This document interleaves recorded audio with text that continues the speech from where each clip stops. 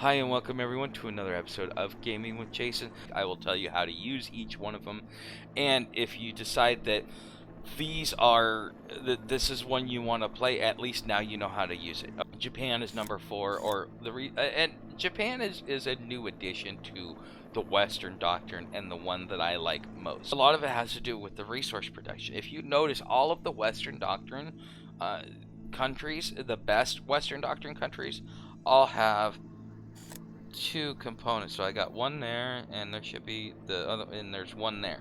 Okay, so I've got two component cities. I mean, having those component cities really turns the tide as far as production. But this is also what you need if you're going to be aggressive, is you need to be able to have those extra resources.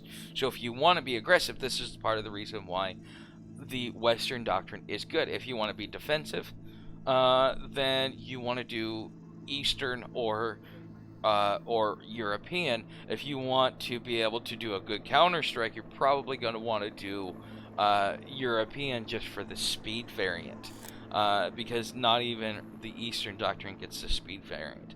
Okay, but if you look here, you get these. Your first one is always going to be Korea and the outlying islands.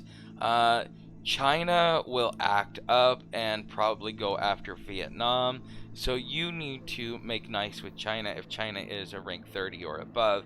If not, you should be planning to take the Koreas and then go after Japan, or excuse me, go after China. But here's the thing. If you're going to beat Japan, you should really be looking at taking over all of the islands, the Korean peninsula, and maybe even the back end of Russia. Okay?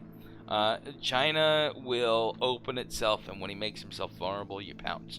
You've got to be patient with China, because if somebody gets behind the helm that knows what they're doing, you could very easily lose, just because of number of cities. They have a couple more than you, which means they can actually produce more land and air units if they have the resources. But then again, that requires a competent player. But this is how I would go after it if I were Japan, and when I play Japan.